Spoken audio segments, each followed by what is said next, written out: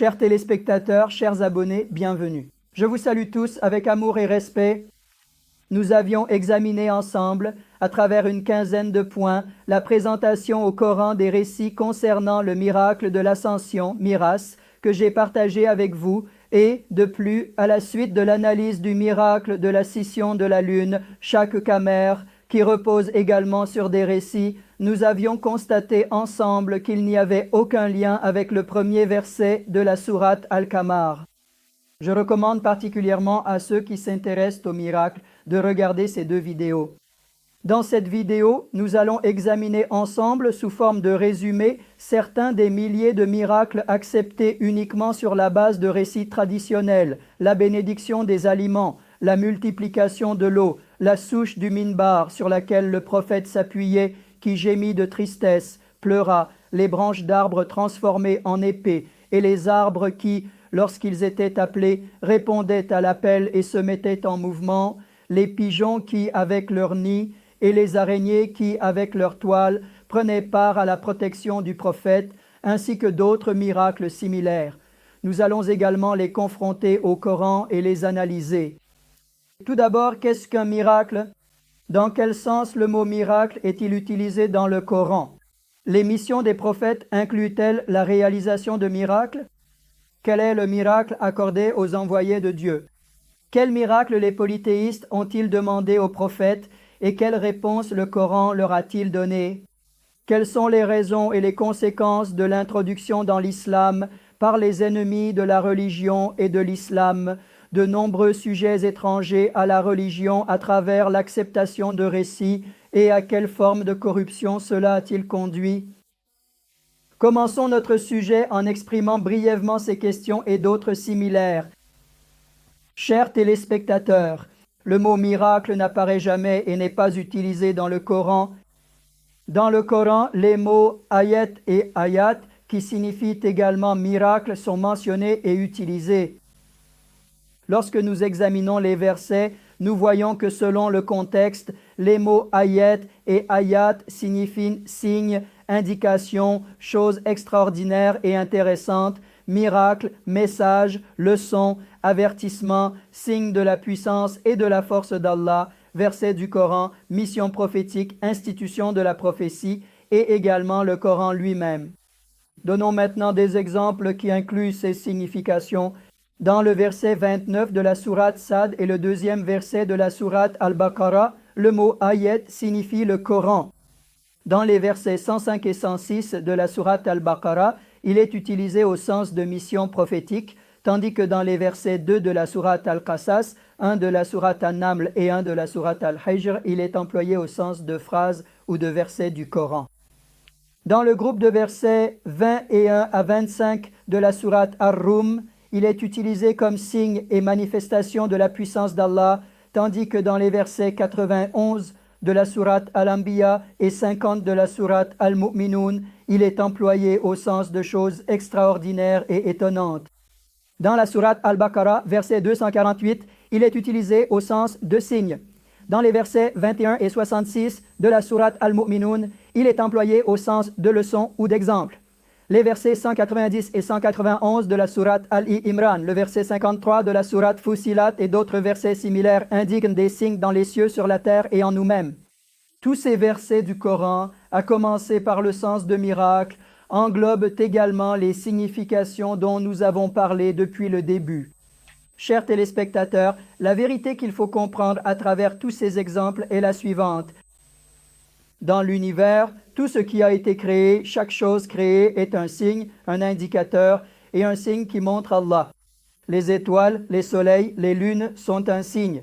Les animaux sur la terre, les montagnes, les mers, les plantes, les légumes, tous les individus sont des signes, des miracles, tout comme chaque être humain et chacun des membres de l'homme et du Coran sont également un signe, un miracle.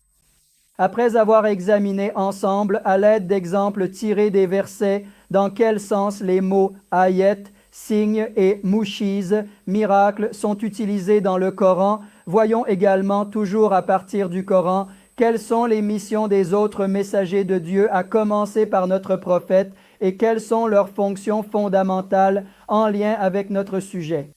Tout d'abord, notre prophète ainsi que tous les prophètes déclarent de leur propre bouche dans les versets 11 de la sourate Ibrahim, 6 de la sourate Fussilat et 110 de la sourate Al-Kaf qu'ils sont des serviteurs de Dieu, des êtres humains comme les autres, et que la seule différence est qu'ils ont été choisis comme messagers par Dieu et qu'ils reçoivent la révélation en raison de leur mission prophétique. Il est également indiqué dans les versets 38 de la sourate Ar-Ra'd et 8 de la sourate Al-Anbiya que les prophètes avaient eux aussi des épouses et des enfants. En tant qu'êtres humains, les prophètes n'ont pas été créés d'une nature différente de celle des autres hommes. Ils sont faits de chair et d'os. Les messagers de Dieu souffraient aussi de maux de tête ou de dents. Ils mangeaient, buvaient, allaient au marché, ressentaient la faim, la soif, avaient des besoins naturels. Leurs cheveux et leurs barbes poussaient, leurs vêtements se salissaient, leur sueur et leurs autres déchets n'étaient pas différents de ceux des autres hommes. De plus, comme il est mentionné dans le verset 30 de la sourate Az-Zumar et dans d'autres versets similaires, il est précisé que tous les prophètes, comme tout le monde, sont mortels. Après avoir affirmé que tous les prophètes étaient des êtres humains comme les autres et que leur seule différence résidait dans le fait qu'ils recevaient la révélation, voyons maintenant, toujours à partir du Coran, quelles étaient les missions des prophètes.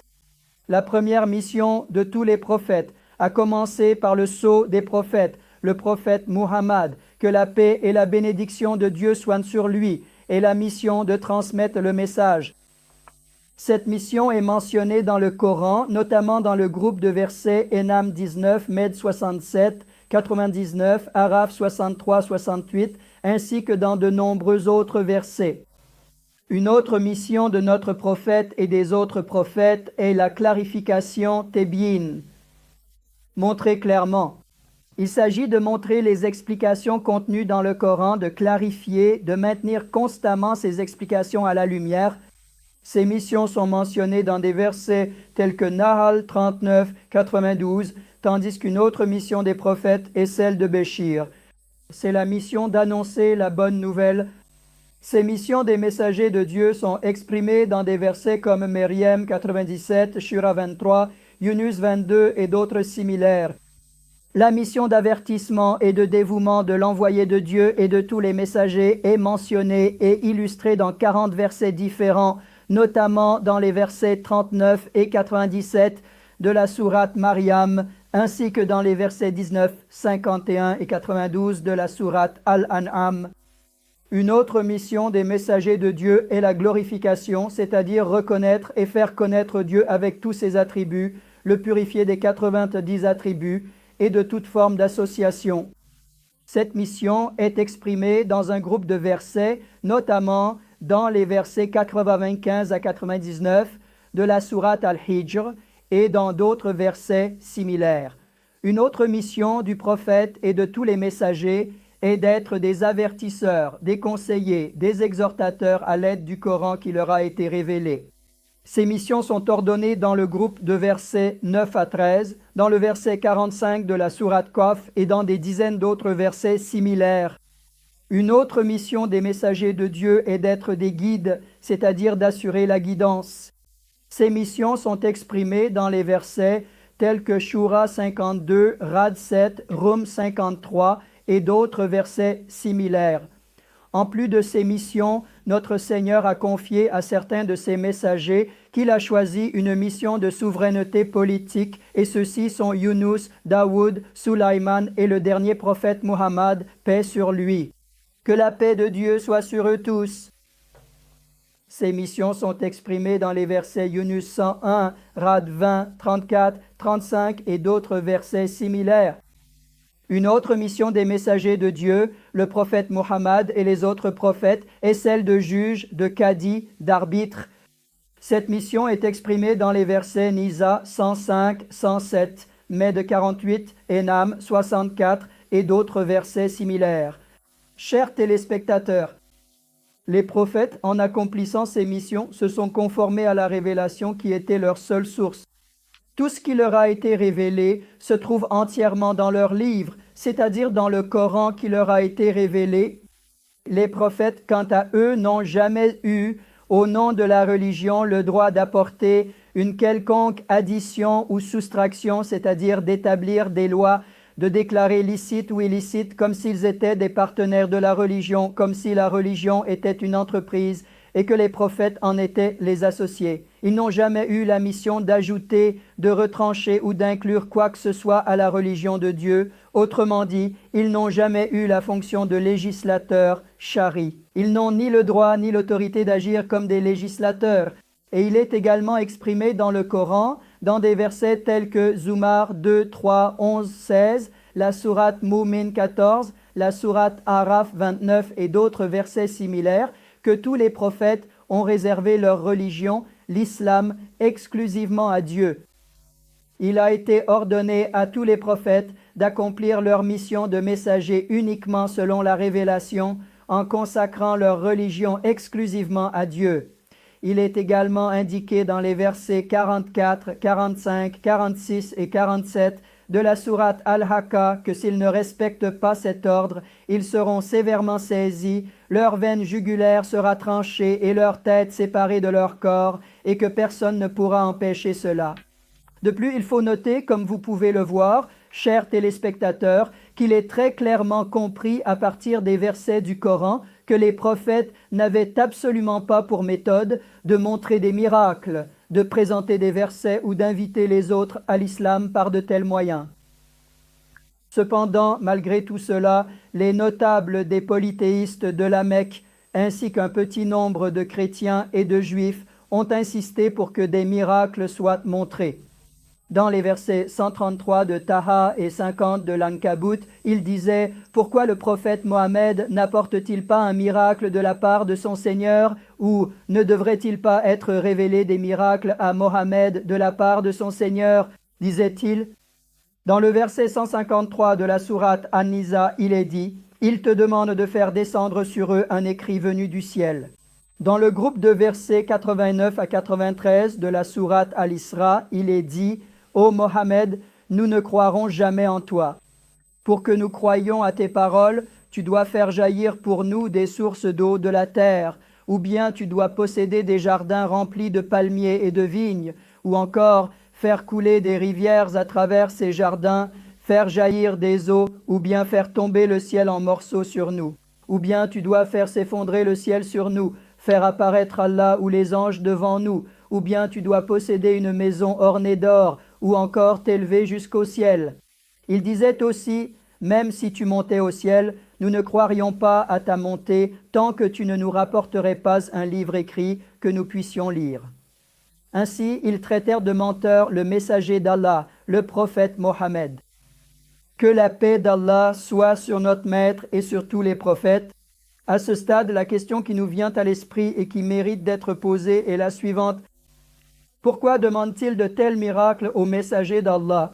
Parce qu'ils avaient entendu et appris depuis leur enfance les noms, les histoires et les légendes des prophètes Jésus, Abraham, Jonas, Moïse, dont les miracles étaient transmis de bouche à oreille sous forme de contes et de récits sans se soucier de leur véracité. Ils connaissaient que les croyances transmises de bouche à oreille. Parmi ces croyances, ils croyaient, sous forme de légendes et de contes, que le prophète Jésus ressuscitait les morts, que le prophète Moïse avait fendu la mer pour ouvrir un passage, qu'Abraham, paix soit sur lui, n'avait pas brûlé dans le feu, que même les fourmis apportaient de l'eau à son feu, que le prophète Jonas avait vécu dans le ventre du poisson sans mourir, et à bien d'autres miracles encore. Et il disait ceci. Puisque les prophètes précédents avaient accompli de tels miracles, il pensait donc que si Muhammad était vraiment un prophète, lui aussi devait montrer des miracles. Chers téléspectateurs, est-ce que ces prophètes, comme on le prétend, comme on le raconte dans des histoires ou des rumeurs transmises de bouche à oreille, ont vraiment accompli des miracles chaque fois qu'ils étaient en difficulté ou dans le besoin, ou bien conformément à la sunnatullah et grâce à la connaissance et à la puissance de la révélation qu'ils détenaient, ont-ils surmonté les épreuves et les difficultés auxquelles ils étaient confrontés? Une autre question qui vient à l'esprit est la suivante. Alors qu'il est possible de comprendre et d'expliquer d'une manière ou d'une autre ces sujets considérés comme des miracles, n'ont-ils pas pu être compris ou enseignés? Ou bien a-t-on trouvé plus facile de raconter des histoires et d'occuper l'esprit des gens avec des légendes au lieu de leur transmettre la vérité? C'est un point important auquel il convient bien sûr de réfléchir, mais permettez-moi de vous en informer dès maintenant. Après une prochaine vidéo consacrée à notre prophète, nous partagerons également avec vous des vidéos qui examineront et expliqueront, conformément à la sunna d'Allah, tous les sujets et miracles attribués au prophète et présentés comme des miracles dont j'ai parlé jusqu'à présent. Chers téléspectateurs, pour revenir à notre sujet, voyons maintenant comment le Coran répond aux revendications et aux demandes des polythéistes mécois. À la fin du verset 93 de la sourate Al-Isra, il est dit « Dis, mon Seigneur est exalté. Qu'est-ce que je peux vous apporter de plus? Qu'attendez-vous de moi? Je ne suis qu'un simple être humain, un messager. Que suis-je d'autre ?» C'est ainsi qu'il a répondu. Dans le verset 20 de la sourate Yunus, il est dit « Dis à ceux qui demandent un miracle que le miracle n'est qu'entre les mains d'Allah. » D'ailleurs, nous venons de dire que notre Seigneur a déjà déclaré que toutes les innombrables créatures qu'il a placées dans l'univers comme preuve de son existence sont en elles-mêmes des miracles qui le désignent et le montrent. Dans le 7e verset de la sourate Ra, il est dit « Il te demande un signe miraculeux. Alors que tu n'es qu'un avertisseur, répond à nouveau le Coran, tandis que dans le verset 95 de la sourate Isra, il est dit « Dis, si les habitants de la terre étaient des anges qui marchaient tranquillement, nous leur aurions certes fait descendre du ciel un ange comme messager. » Dans le 9e verset de la sourate Al-An'am, une information intéressante est donnée. Il est dit « Si nous avions fait de lui un ange, nous l'aurions certes envoyé sous une forme humaine et ils auraient été plongés dans la même confusion qu'ils entretiennent déjà. » Et dans le verset 35 de la sourate Al-An'am, ainsi que dans de nombreux autres versets, il est dit « Même si tu pouvais satisfaire les attentes de ces mécréants, descendre dans les profondeurs de la terre ou monter au ciel et leur apporter un autre signe du ciel en dehors du Coran, ils ne croiraient toujours pas. » De toute façon, une telle croyance, chers téléspectateurs, ne serait pas considérée comme de la foi. Il ne serait aussi pas considéré comme ayant embrassé l'islam. Car si Allah l'avait voulu, il aurait certes permis qu'ils se réunissent tous sur la voie de la guidée. Il aurait fait en sorte que tous les êtres humains croient. Soulignons que dans ce monde d'épreuves, les choses ne se passent pas ainsi et qu'il a averti notre prophète en lui disant « Ne sois pas du nombre des ignorants ». Bien sûr, tout cela fait partie de nos connaissances à tous. Ce sont peut-être des informations, mais qu'est-ce qu'un miracle? Chers téléspectateurs, j'attire votre attention. Dans les versets 50 et 51 de la sourate Al-Ankabut, cela est exprimé de manière très claire. Ce verset miraculeux est le livre donné à tous les prophètes, et il est précisé que le Coran donné à notre prophète en fait partie. Et dans le verset concerné, il est dit ainsi « Ô vous, les polythéistes injustes, vous dites, ne devrait-il pas y avoir d'autres miracles révélés? Les miracles n'appartiennent qu'à Allah. Quant à moi, je ne suis qu'un avertisseur clair. Ne leur a-t-il pas suffi, comme signe de prodige, que nous ayons fait descendre sur toi le Coran, que tu leur récites? Bien qu'il soit dit que c'est la réalité pour ceux qui croient, je veux l'exprimer une fois de plus. Ô vous qui croyez, aux croyants en l'islam, le fait que le Coran, que le prophète Muhammad vous récite et vous transmet, ait été révélé comme unique miracle par notre Seigneur, ne vous suffit-il pas, chers téléspectateurs, la réalité fondamentale que nous devons comprendre de toutes les réponses données dans le Coran par la bouche de notre prophète à travers l'expression « 10 » est la suivante. La seule et unique miracle accordé au messager de Dieu, Muhammad, ainsi qu'aux autres messagers, est la révélation, c'est-à-dire le Coran. Et pour les autres prophètes, il s'agit de l'évangile révélé, la Torah et les psaumes. Cette vérité est également exprimée dans le Coran, dans la sourate Fatir, verset 43, la sourate Al-Fat, verset 23, la sourate Al-Ahzab, verset 62 et la sourate Al-Mu'min, verset 84, où il est indiqué qu'il n'y aura jamais de changement ni de corruption dans les lois de Dieu, dans les règles établies depuis toujours, dans la sunna d'Allah.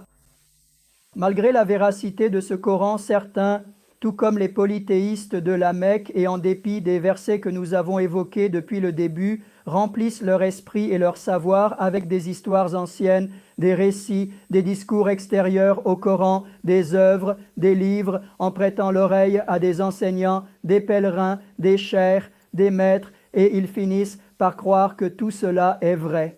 C'est pourquoi ils ne peuvent pas accepter les connaissances issues du Coran. Et ils disent, si Allah le voulait, cela ne serait-il pas possible? Allah n'est-il pas capable de tout? Ces gens qui deviennent ivres sans boire, qui perdent la raison sans consommer, qui tiennent des discours extérieurs au Coran nourris par la culture du récit, ne savent-ils pas, Dieu nous en préserve ceci? Est-ce qu'il y a quelqu'un qui nie qu'Allah est tout-puissant, qu'il a créé toutes choses à partir du néant, à partir de l'existant, qu'il a le pouvoir de créer à partir du semblable ou du dissemblable pour qu'ils exposent ainsi leur propre ignorance? Il est d'ailleurs tout à fait évident que ces personnes ne connaissent pas certains versets fondamentaux du Coran et il semble que ces versets que nous ne devrions jamais oublier non plus ne leur ont probablement pas encore été révélés. Ils ne les connaissent pas. Notre Seigneur déclare dans le verset 56 de la sourate Hud qu'il agit selon les principes de vérité qu'il a exprimés par le droit chemin, c'est-à-dire le Coran, et dans le verset 56 de la sourate Mutassif qu'il est doté de piété, qu'il n'est pas l'esclave mais le maître de sa puissance infinie de création, que le Coran l'enseigne également et qu'il agit avec la responsabilité des principes. Chers téléspectateurs, voici une autre réalité que nous devons prendre en compte en abordant le sujet des miracles et que nous ne devons jamais oublier. En abordant chaque sujet, principe, commandement, recommandation ou récit du passé dans le Coran, il nous est bien sûr ordonné de les examiner avec la raison, l'intellect et la science, de les percevoir par des signes, par le toucher, mais aussi par les méthodes de compréhension de la vérité telles que Ulul Elbab, c'est-à-dire en distinguant l'essence de la coquille, et encore par la tadabbur, c'est-à-dire en étudiant minutieusement, en regardant ce qui est dit pour comprendre ce que l'on veut dire, par la tazakkur, en gardant constamment à l'esprit les réalités de la vie et de la nature, en étant conscient du résultat obtenu à l'issue de l'étude, par la tafakkur, en produisant des résultats justes et utiles à la suite de travaux scientifiques, par la takoul, en gardant constamment actif le don de la raison accordé par Dieu à travers toutes ses activités, en créant des institutions sociales tant sur le plan intellectuel que financier, et enfin par la tefakku, c'est-à-dire en trouvant les bonnes solutions et en construisant la vie sociale avec les principes et institutions les plus justes, et en agissant selon ces principes. Dans la sourate Yunus, verset 100, il est indiqué que les individus, les familles, les sociétés et les États qui ne réalisent pas ces travaux et activités seront submergés par la souillure et ne pourront pas s'en débarrasser, tandis que dans la sourate Al-Anfal, verset 22, il est précisé que ceux qui n'abordent pas la réalité coranique avec ses principes seront handicapés, qu'ils ne pourront pas établir des institutions mentales et sociales capables d'atteindre la vérité et qu'ainsi ils se retrouveront confrontés à des catastrophes et des calamités bien plus graves que celles qui ont frappé les peuples, nations et sociétés du passé.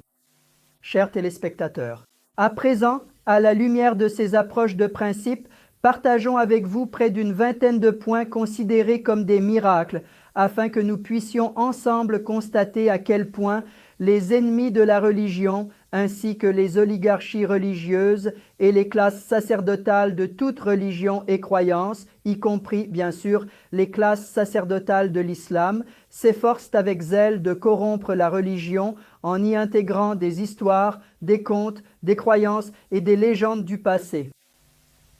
Maintenant, adossez-vous un peu, détendez-vous et écoutons ensemble. Pendant que vous écoutez les récits miraculeux que je vais vous exposer, ne vous demandez pas de quelles œuvres proviennent ces récits, car dès le début, je précise que toutes les sources de hadith ainsi que les ouvrages suivants en sont les références.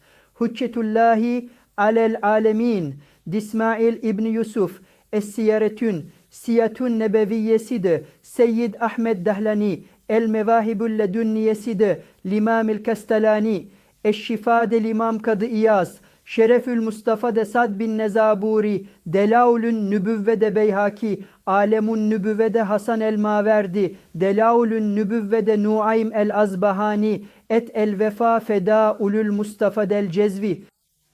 Après avoir précisé que l'on peut retrouver et lire tout cela dans ces ouvrages et en ayant ainsi cité les sources, je souhaite que vous constatiez comment, notamment à propos de Jésus et des autres messagers, il y a eu une sorte de compétition pour déterminer quel prophète serait supérieur à l'autre, en particulier à Muhammad.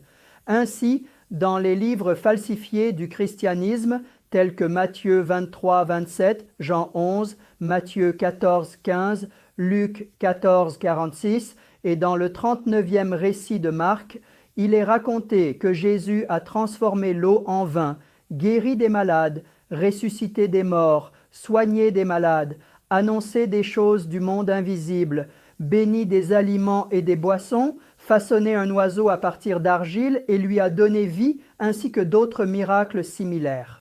Maintenant que nous avons mentionné ces sources et ces rappels, commençons à expliquer comment les prophètes ont été mis en concurrence et à évoquer les récits de miracles attribués à notre prophète qui ont été inventés. Lors de certaines expéditions et campagnes, lorsque Muhammad, paix soit sur lui, avait soif, il aurait plongé sa main bénie dans un récipient d'eau, et de l'eau aurait coulé entre ses doigts, faisant déborder continuellement le récipient. Parfois 80, parfois 300, parfois 1500 personnes. Lors de la bataille de Tabouk, 70 000 personnes, ainsi que leurs animaux, auraient tous bu et utilisé cette eau. Lorsque sa main bénie était retirée de l'eau, le flux s'arrêtait. Dans un autre récit, un jour, face à ceux qui lui demandaient un miracle, il aurait appelé un arbre lointain. L'arbre serait venu en traînant ses racines, aurait salué et dit « J'atteste qu'il n'y a de Dieu qu'Allah et j'atteste que Muhammad est son serviteur et son messager. » Il est également raconté qu'ensuite, l'arbre serait retourné à sa place et s'y serait replanté. Dans un autre récit, lors de la bataille de Khaybar, alors qu'on lui avait présenté un mouton rôti empoisonné, il aurait été rapporté qu'on entendit « Ô messager d'Allah, ne me mange pas, je suis empoisonné. » Un jour encore, à une personne tenant une idole dans la main, notre prophète dit ceci « Si l'idole me parle, si elle te dit quelque chose, croiras-tu » Il le lui demanda. L'homme répondit « Cela fait 50 ans que j'adore cette idole. Elle ne m'a jamais rien dit. »« Comment pourrait-elle te parler ?» demanda-t-il. Lorsque Muhammad, paix sur lui, demanda à l'idole « Qui suis-je » on entendit la voix « Tu es le messager d'Allah. » On raconte que le propriétaire de l'idole a immédiatement embrassé la foi. Chers téléspectateurs, gardez votre raison. Ne faites pas sauter vos fusibles. Une autre calomnie qui ne correspond ni à la raison, ni à la science, ni à l'islam, ni au Coran, est la suivante. On rapporte ceci du prophète. Il y avait à Médine, dans la mosquée, un tronc de palmier dressé. Le messager de Dieu s'appuyait dessus lorsqu'il prononçait le prêche. On l'appelait Hanan. Quand une chaire à 3 marches fut construite, il ne retourna plus auprès de Hanan. Les pleurs et les gémissements qui en provenaient furent entendus par toute l'assemblée. Le messager de Dieu descendit de la chaire, étreignit Hanan, et les pleurs et gémissements cessèrent. Il a dit, « Si je ne l'avais pas étreint, il aurait pleuré ma séparation jusqu'au jour du jugement. » Dans un autre récit, il prit des petits cailloux dans sa main. Les morceaux de nourriture et tout ce qu'il prenait dans sa main faisaient le tasbih comme le bourdonnement d'une abeille, et il est dit que cela a été observé à de nombreuses reprises. Pourtant, le Coran précise que nous ne pouvons pas entendre le tasbih des autres créatures. Dans un autre récit, un jour, il invita un paysan à la foi. Le paysan dit « Si tu ressuscites la fille décédée d'un voisin musulman, je croirai. » Ils se rendirent à sa tombe. Il appela la jeune fille en prononçant son nom. Une voix se fit entendre depuis la tombe et elle sortit. « Veux-tu revenir dans ce monde ?» il demanda. « Ô messager de Dieu, je ne veux pas revenir dans ce monde. » Ici, je suis plus à l'aise que dans la maison de mon père, dit-elle. Il dit que l'au-delà du musulman est meilleur que sa vie d'ici-bas. En voyant cela, le paysan crut immédiatement « Chers téléspectateurs, vous voyez que le prophète Jésus ressuscite les morts. Les prophètes aussi ressuscitent les morts. » Ensuite, bien sûr, ceux qui exploitent la religion et qui ont ouvert cette voie continuent à vendre la religion aux gens. Des personnes comme Ibn Arabi et Mevlana écrivent aussi dans leurs livres qu'ils ont pu rendre l'âme d'une personne morte, prise par Azraël à son corps, et qu'après avoir vécu quelques jours, cette personne est morte à nouveau. Un autre récit est le suivant. Un homme a marché sur un œuf de serpent et est devenu aveugle des 2 yeux. On l'a amené au prophète. Il a commencé à appliquer sa salive bénie sur ses yeux. En fait, cet homme avait atteint l'âge de 80 ans. Pourtant, il n'a jamais cessé d'enfiler le fil dans le chat de l'aiguille. Dans un autre récit, où il est comparé à Jésus, un enfant qui ne parlait jamais a été amené au prophète et le prophète lui a demandé « Qui suis-je » C'est ce qu'il a demandé. Et l'enfant a répondu « Tu es le messager de Dieu, le prophète Muhammad. » Dans un autre récit, Muhammad ibn Hatib raconte « J'étais petit, on a versé de l'eau bouillante sur moi. Mon corps a été brûlé. Mon père m'a emmené auprès du prophète. Il a mis sa salive sur sa main bénie, l'a appliquée sur mes brûlures, et les brûlures ont guéri. » Dans un autre récit, une femme a amené son fils chauve. Le prophète a caressé sa tête de ses mains bénies, et il a été guéri. Ses cheveux ont commencé à pousser, à pousser. Chers téléspectateurs, voyez-vous, si le prophète Jésus guérissait les aveugles et d'autres maladies, alors comment notre prophète pourrait-il être en reste? J'ai donc partagé ces exemples avec vous.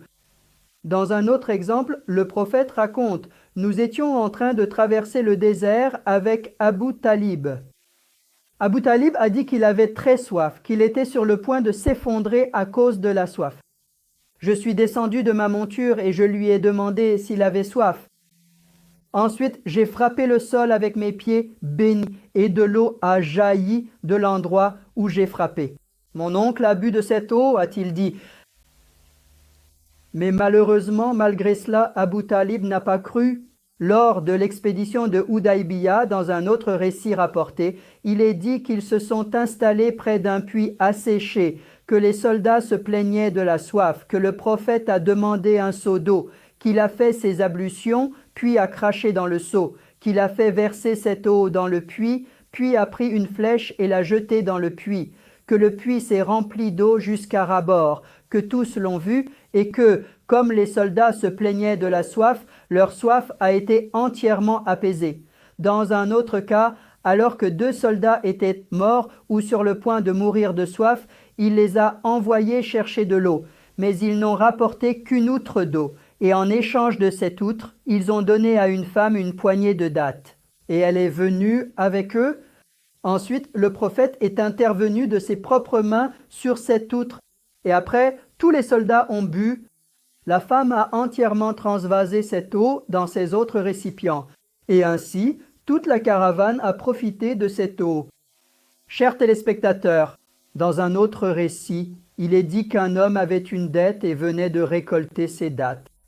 Il est venu voir le prophète et a dit « Ô messager d'Allah, j'ai beaucoup de dettes, mais je n'ai pas assez de dattes pour les rembourser.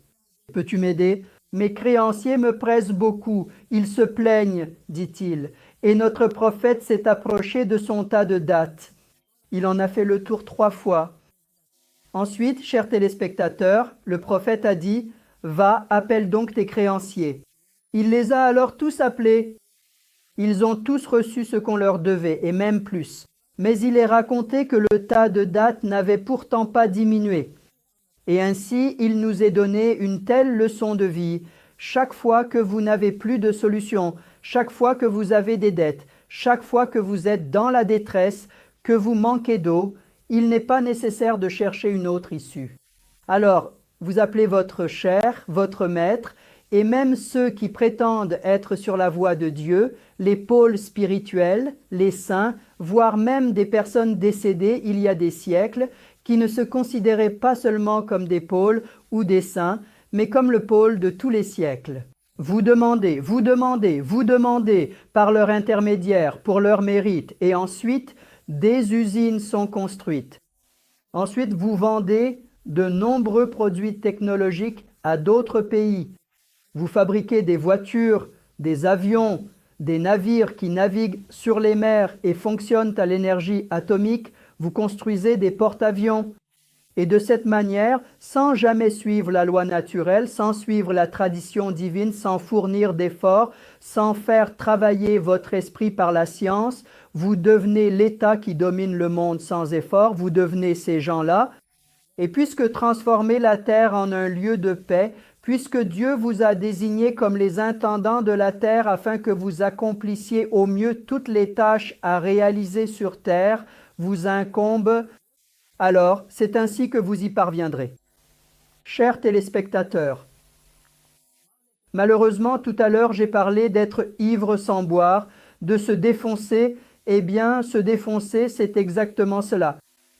Les gens perdent leur esprit, les gens perdent leurs mains. Pourtant, que nous dit le Coran?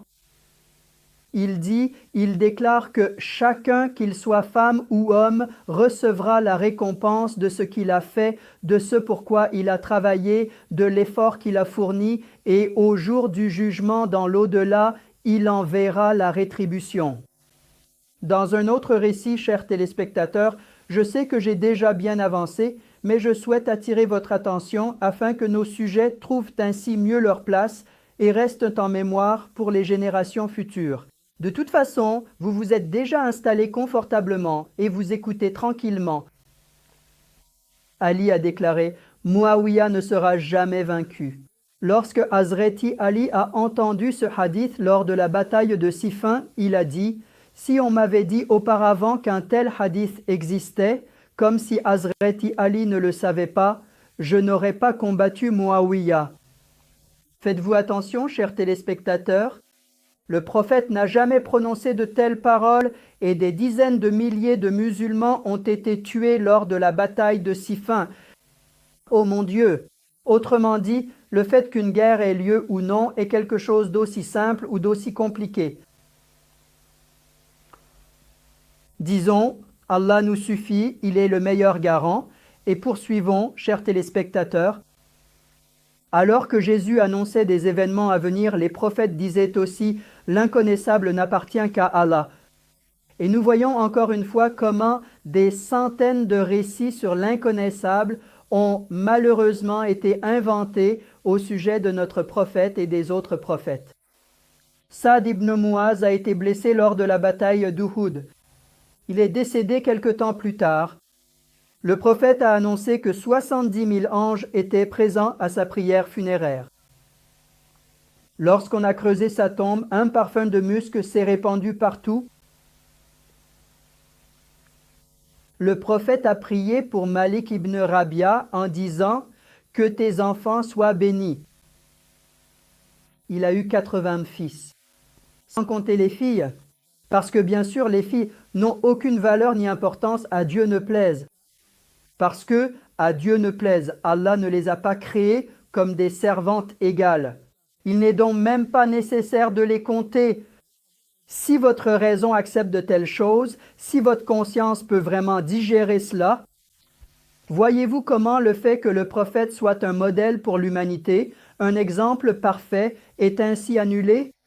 Dans un autre récit, il s'est rendu dans certains villages autour de la Mecque et a beaucoup insisté pour qu'ils croient. Ils n'ont pas accepté.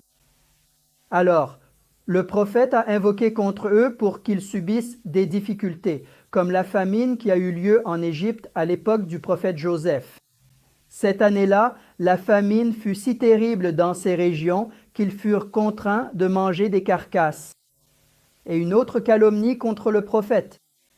Pourtant, le prophète n'a jamais forcé qui que ce soit à croire, ni n'a jamais invoqué de malédiction contre eux. Le Coran dit au prophète « Tu n'es pas un gardien, un gendarme chargé de surveiller les gens pour qu'ils croient.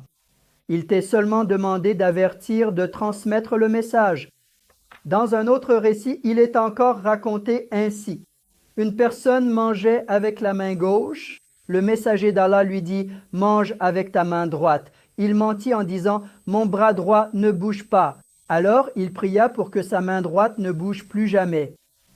On raconte qu'il ne put plus porter sa main droite à sa bouche jusqu'à sa mort, prouvant ainsi que le prophète était cruel, impitoyable et en même temps un ennemi de l'humanité. Nous avons toujours appris cela dans les œuvres de nos grands maîtres. Malheureusement, les générations continueront à l'apprendre. Dans un autre récit, il est encore dit qu'Allah protégeait son bien-aimé des malheurs. Abu Jahl était le plus grand ennemi du messager d'Allah. Il avait soulevé une grosse pierre pour la frapper sur sa tête. Mais en voyant un serpent dragon sur chacune des épaules du messager d'Allah, la pierre tomba de ses mains par peur, puis il s'enfuit.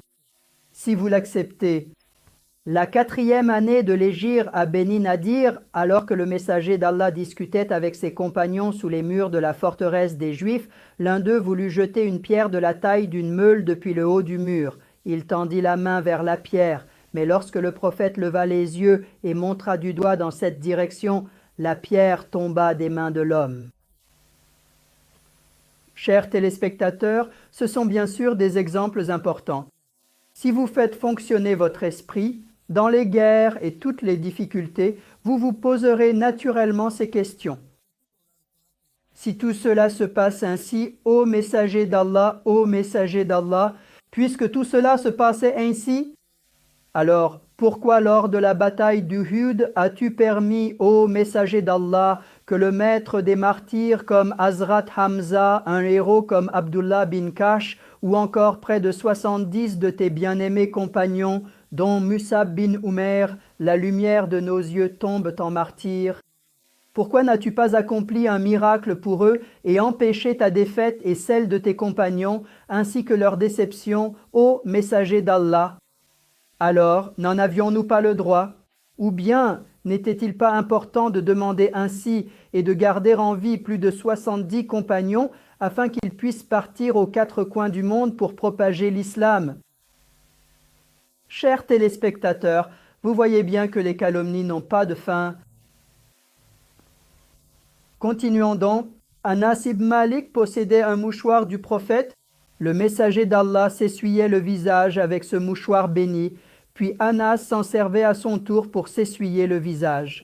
Mais lorsqu'il devenait sale, il le mettait au feu.